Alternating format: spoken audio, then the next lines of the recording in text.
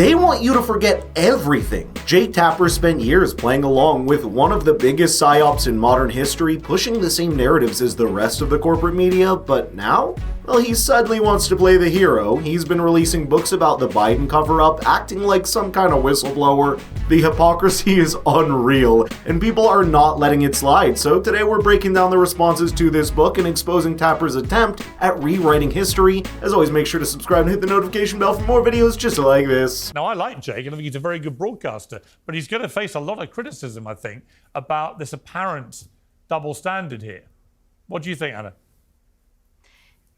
I mean, I agree, and he should face some backlash for the fact that he skewered anyone who was concerned about Biden's age during the 2020 election cycle and after the election cycle. But, you know, he couldn't really pretend as though Biden still had perfect mental health after that disastrous debate for the 2024 election cycle. I would have maybe sat this one out, maybe don't publish that book, maybe find a different topic. Exactly. This is the same Jake Tapper who spent years gaslighting everyone into believing Biden just had a stutter while insisting there were no signs of mental decline. He parroted the left's narrative without hesitation, and now he's leading the charge in exposing what everyone with functioning eyesight already knew. In a true sensationalist fashion, the book is titled Original Sin, President Biden's Decline, Its Cover-Up, and His Disastrous Choice to Run Again. There are rumors there's a sequel as well with the brave title, I Was a Trump Supporter from Day One. But seriously, now he wants to play the role of an investigative journalist?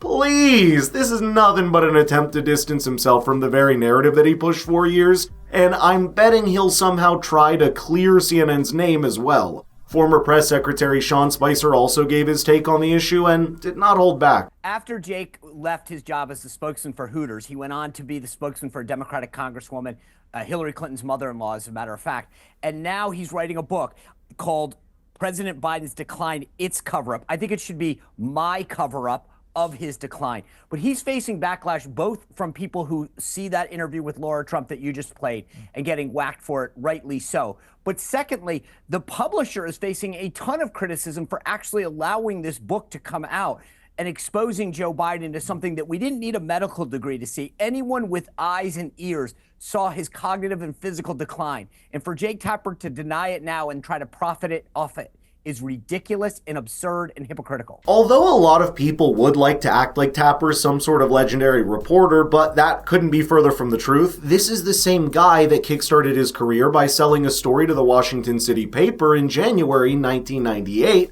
and it was about his date with Monica Lewinsky. It was right after her affair scandal with President Clinton broke. Nowadays, fast forwarding to today, and Tapper carries himself with an elitist attitude that makes him come across as smug. And you just know he thinks he's reinventing the wheel with his new book, patting himself on the back for finally acknowledging what everyone else has seen for years. Some might say I'm being harsh here, but just look at how he handles interviews with right-wing figures. He asks a question, and the second he hears something that he doesn't like, he turns into a full-on debate. The man is desperate to prove he's the smartest person in the room. Joe Biden, I think this book would probably be better published as an autobiography because Jake Tapper played an instrumental role. And frankly, I would start the tape not just on the interview that you played, but go back to President Trump's first term where Jake Tapper would interview these radical Democrat members of Congress who would go on and say things like Jamie Raskin, saying that President Trump should be impeached under the 25th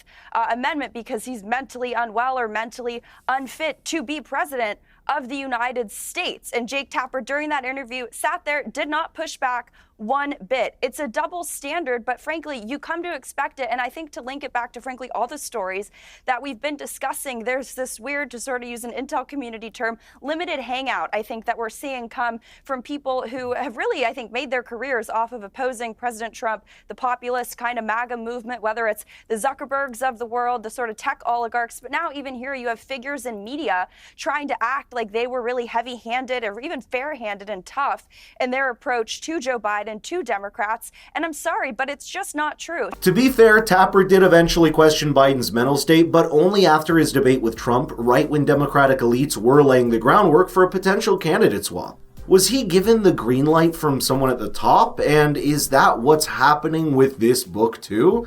I guess we'll never know, but make no mistake, this is nothing more than an attempt to rewrite history, especially with Tapper's name on it. The man interviewed Biden countless times, even back when he was vice president. He saw the decline firsthand, but conveniently chose to ignore it, so drop a like if you think Jake is no different than the Capitol-controlled propagandist in the Hunger Games. I'm going to bring out a rival book called I Told You, which will be all my columns for the New York Post. I mean, a lot that I wrote about Joe Biden's cognitive problems and why he wasn't fit to be president of the United States. And I'm not even American.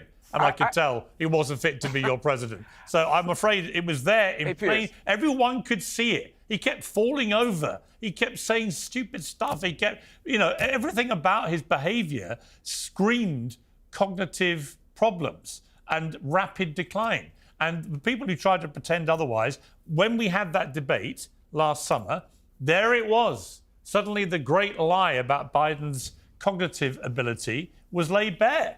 And what happened? Total mayhem for the Democrats. He had to go. They parachute in Kamala Harris. She's no good. They get a whacking. Trump's president again. And it all came down to the fact they all conspired to lie to the American people about the state of Biden's health. No. The only real value in this book is that, according to Jake, it will include a lot of insider information as they did more than 200 interviews for it. So even if only half of it is true, it still serves as undeniable historical evidence of the extensive propaganda that we've had to endure over the past 4 years. Maybe we'll even get some insight into who was actually running our entire country, because according to a New York Post article, White House aides covered up President Biden's apparent mental decline from day one of his presidency.